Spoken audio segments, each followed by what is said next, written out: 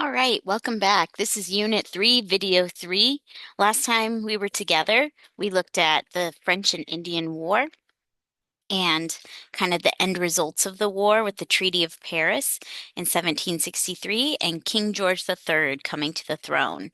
Remember, the colonies, after almost a century and a half of semi-independence, they resented the interference that was coming their way with the British feeling that they needed to carefully analyze the financial and political affairs of the colonies. Excuse me, I got a cough for a second. All right. So, for a century and a half, forces were at work creating a new type of citizen in the New World, an American. Viewed in isolation, those factors could easily be overlooked, but their cumulative effect began to create a national consciousness in the 1760s and 1770s. So, one of the big factors here to this sense of nation that was forming was geography. This was an important factor in breaking the ties with the old world. America, the colonies, were isolated by an ocean. The colonists were forced to fend for themselves. The years of settlement forged in them self-reliance, independence, ingenuity, and their mother country seemed more like a distant cousin when problems arose in the colonies rather than familial, like a strong familial connection. The colonies independently dealt with threats from Indians, pirates, the French, the Spanish.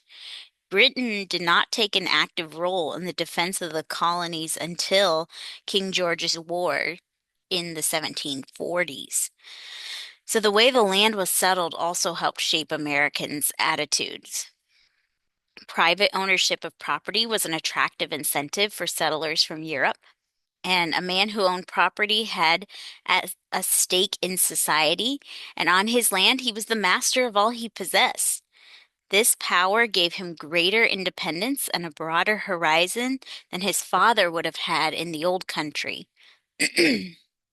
One immigrant put it this way, and a European, when he first arrives, seems limited in his intentions as well as his views, but he very suddenly alters his scale. He no sooner breathes our air than he forms schemes and embarks in design he never would have thought of in his own country. So, geography was a big factor. Another factor that influenced American attitude towards the British was the diversity of the colonists. Not everyone was British. Even though the English language and the institutions that prevailed were from Britain, many settlers had a non-English heritage. There was thousands from Germany, France, Sweden, Finland. There was the Dutch as well. And most of them had little or no loyalty to the British king. So they were active supporters for independence in their new homeland. Another factor that influenced the formation of a national consciousness was the Great Awakening. And this religious revival was transcolonial, not merely in local nature, it was across all the colonies. And this religious unity resulted in a cultural unity as well. I'm going to do a special video about the Great Awakening probably after this one, because this is a part of our Christian heritage. But it was one of the big factors that made the colonies distinctly different than their mother nation. Another crucial force in the development of American nationalism was the strength of colonial self-government. Colonial governments consisted of a governor, advisors, and an elected assembly. With few exceptions, colonial governors were not a strong political force because they usually owed their jobs to the king, but their salaries to the colonial assembly. Thus, by the beginning of the 18th century, the elected houses, such as the House of Burgesses in Virginia, which is still there today, and you can go visit in colonial Williamsburg, um, they were clearly the most powerful forces in the governing of the respective colonies. The elected houses were colonial assemblies. These assemblies had the power of the purse. That means that they were in charge of the money, salaries, taxes, and that made all the difference. They had the power to initiate their own legislation. They were not mere puppets of a royal governor. So,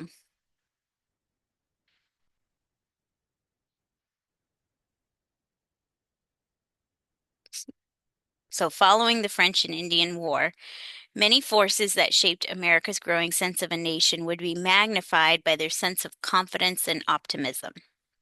American troops had helped oust the French, clearing the way for the Western expansion that was to come. The Americans had also stood shoulder to shoulder, shoulder to shoulder with British regular troops and had been left unimpressed. The British failure at frontier fighting, um, yeah, was was not impressive. So they saw that the fact that these soldiers were going to still be here as an offensive during peacetime that caused resentment. Americans resented the fact that the British troops were present, and they didn't see them as defenders, they saw them more as invaders. And with that, the battle lines were quietly being drawn.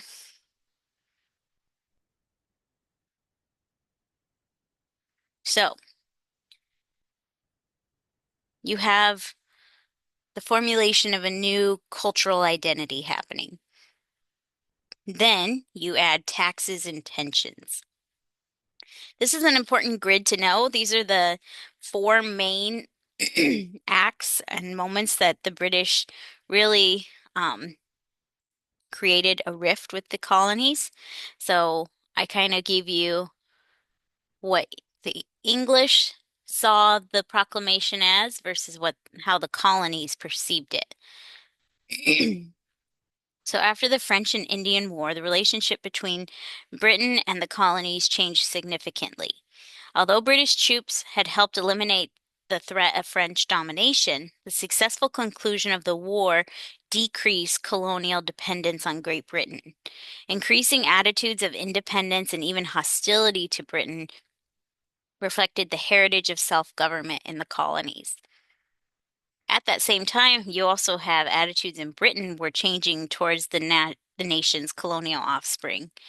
Britain had just defeated France in a global war on land and sea and they were in the process of assembling an empire that the world had never seen before. The triumph was a source of great pride for Britain, and many decided that it was time to be an empire, time to gain greater control over the 13 colonies.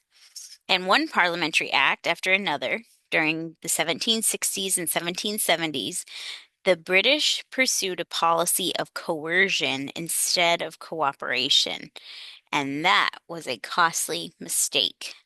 So, number one, the proclamation line. Parliament issued the Proclamation of 1763 in October of that year, and it prohibited the colonists from settling beyond the Appalachian Mountains.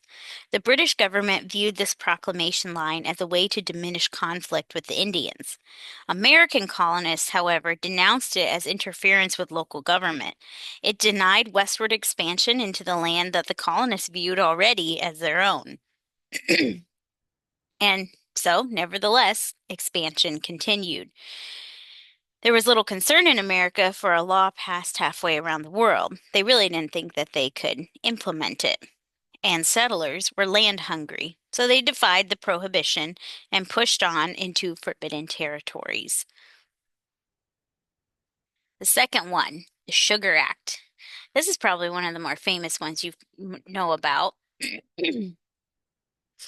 So, Britain's Prime Minister, George Grenville, had the British Parliament pass the Sugar Act. This act placed a tax on certain goods such as sugar, molasses, and coffee, and these had been imported into the colonies. So the stated purpose for the Sugar Act was to raise money for defraying the expenses of defending and protecting and securing the colonies. Such external tariffs had been levied before, but Parliament had seldom actually enforced them, but now they were. And the colonists protested that since Parliament could now enforce such taxation with the standing army. The third one, or the next one, oh, did we somehow miss? I need you to add one in here. The Stamp Act. The Stamp Act is a big one. So Grenville, remember he's the prime minister in Britain, he proposed to Parliament a stamp tax required for all things made out of paper. So newspapers, diplomas, legal and commercial documents, decks of cards, actual stamps, stamp paper, all of it. Remember, at this time, letters are your main form of communication, so this is actually a big, big deal. And they had to be purchased with this tax and like an official stamp on it that it was all good to go. So this was the first direct tax or internal tax ever imposed on the colonies, not like a tariff tax on imported goods. This was a direct tax. So that's what I want you to know about it. It's on everything paper and it's a direct tax. Everything paper and a direct tax. For Americans, the issue was not necessarily the amount of the tax, but that they were being taxed without their consent, and that the traditional power of the colonial legislature was being bypassed. So the little stamp to Parliament seemed innocent. Only even a few handful of members even questioned it. In America, though, colonists were saw this as a big, egregious act. Um, yeah, so that's what I want you to know. And this is also a moment where the term Sons of Liberty comes from. To give you a little context, um, in Parliament, only a few members opposed the Stamp Act. Among them was Colonel Barr, a veteran of a Quebec campaign and a man who understood America. Colonel Barr stood in the House of Commons and declared that Britain's infringements on the rights of the colonists had caused the blood of these sons of liberty to recoil within them. And so that's where we still get that phrase today, Sons of Liberty, from Colonel Barr in the British Parliament back in 1765. The next one, the Quartering Act. So the Parliament passed the Stamp Act on March 22nd, 1765, and then just 2 days later, they passed the Quartering Act. This is a doozy. This officially subjected the colonists to a standing army in peacetime and further required that the colonists feed and house the soldiers. Oh, this was almost simultaneously passed with the Stamp Act, and this led colonists to conclude that they were being oppressed by an unlawful military occupation to enforce illegal taxation. Think about this just even from a familial standpoint. Are soldiers generally known as good, quiet folk? No. They are often young men, very rowdy, and can sometimes be dangerous. And the families in the colonies were mortified that these strange men were going to be in their house around their children and economically going to eat them out of house and home. This was a huge threat. Then the threat was in their house. And so the Quartering Act really is like the line where all the mamas got behind and they were like, nope, we're not for the British anymore. This is it. This is like you came into our house, you're done. And so this really kind of like unified the colonies because they felt a personal invasion in their home. And this is also the reason why we have the Third Amendment, which says no troops shall be quartered in homes. Now, we have never had to invoke the Third Amendment. It's one of the most unused amendments that we have in the Bill of Rights. However, it is directly connected to the Quartering Act and the horrific experience that went with it. Then we have the Townshend Act. This was to raise money for royal officials' salaries, which you know that went over well. This was a direct conflict with the traditional power of the purse that we talked about in unit video 2. Um, so, because the congressional assemblies were supposed to have the power of the purse. So these parliamentary decisions, particularly the Stamp Act, sparked a firestorm to protest in America. And on May 29th, 1765, Patrick Henry, a member of the Virginia House of Burgesses, presented resolutions to that body declaring that the Virginians possessed all the rights and privileges of an Englishman, and that to grant the right of taxation to any group other than the Virginia Assembly was an act of tyranny. Though acts differ about Henry's exact words, it appears that he gave a blunt warning to King George III about the consequences of such tyranny, and he apparently made references to earlier leaders who had been killed by opponents. Many present thought Henry was implying that the king should be assassinated, though he later apologized for his remarks and assured his fellow legislators that that was not the case. But it started a fire. And if I want to make sure before I say something. Patrick Henry was known for his orator skills. He was a great public speaker. Um, he probably kind of got some of his influence in the way he spoke from the Great Awakening and watching George Whitefield, who was an English evangelist in that day and age. But he ended everything with "Give me liberty or give me death." And he became known as the voice of the revolution. Patrick Henry became known as the voice of the revolution. So, Townshend Act is where we get the phrase "no taxation without representation." It became the rallying cry. And then, right after that act in 1767, we see the first bloodshed. So Lord North became the British Prime Minister in 1770. 2 years earlier, he had told Parliament, "America must fear you before she can love you. I will never think of repealing the Townshend Act until I see America prostrate at my feet." That's like bowing. Yikes. North's words kind of had a prophetic ring to them in ways that the Prime Minister probably would never have expected. In the late winter of 1770, Americans would indeed be lying at the feet of the British and cut down not from taxes, but with lead shots in the Boston Massacre.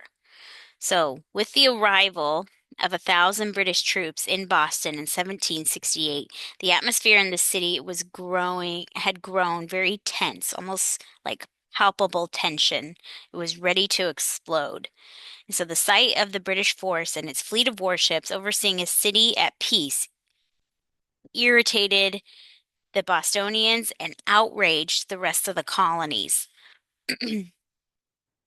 Um, they would end up putting Boston under siege, and so no one could go in or out of Boston, and the only way they had to communicate was letters. So it was a horrible situation. Yet again, something that's unifying the colonies against the British. On Friday afternoon, February 23rd, an informant from the British customs officials took it upon himself to pull down a boycott sign of the Sons of Liberty that had been placed near his home.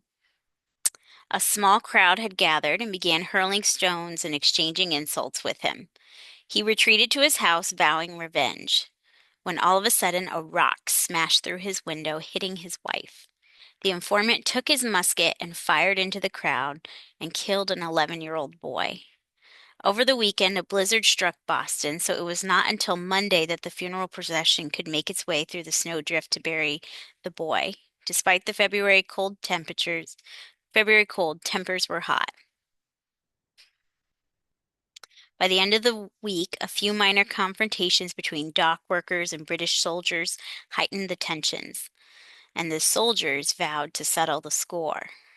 And then on March 5th, so this all kind of started on February 23rd, March 5th, a band of patriots gathered in the square outside the British barracks to demand the departure of the unwelcome soldiers. One of the soldiers was struck by a stick and fell on the ice. While trying to get up, he fired his musket into the mob. Whether in anger or by accident, it is not, we don't know for sure. But following this shot, the other British soldiers spontaneously fired into the crowd. And as the smoke from the muskets cleared, 5 colonists lay dead or dying in the square.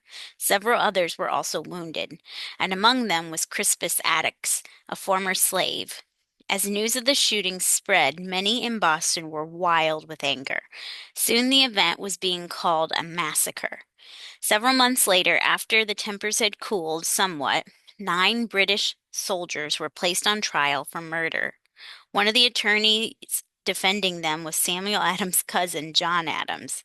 Though he had been critical to Parliament's action and considered himself a patriot, John Adams believed that everyone was entitled to a fair trial. Eventually, all soldiers except 2 were acquitted. Those 2 were found guilty of manslaughter rather than murder, and their thumb was branded, and they were released. Though some of the colonists resented John Adams' defense of these soldiers, he was recognized as an outstanding lawyer over the next decade, and eventually he would become president. Now, this picture you see here is a rendition of the Boston Massacre, and it was created as a silver engraving by Paul Revere. So just 3 weeks after the Boston Massacre, he created the engraving shown here. However, it is not an accurate portrayal of what really happened. Revere deliberately presented the colonists in a sympathetic light. And for example, the British soldiers appear to be cold and undetermined, while the colonists' faces reflect pain and horror. You also see some additional inaccuracies. Soldiers are shown as though they are moving in a line of attack as they would on a battlefield.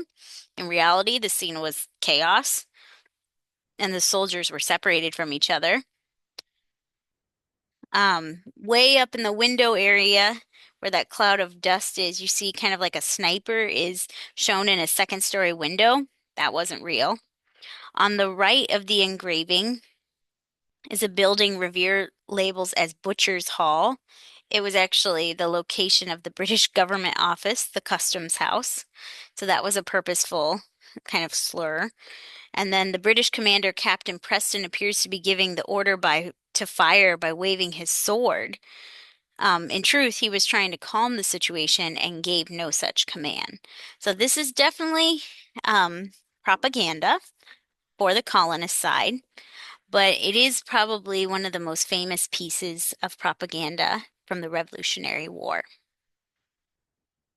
And that is where we are going to end today. I hope that was helpful. So next time we pick up, we will be getting into the eve of war. Have a great day. I'll see you later.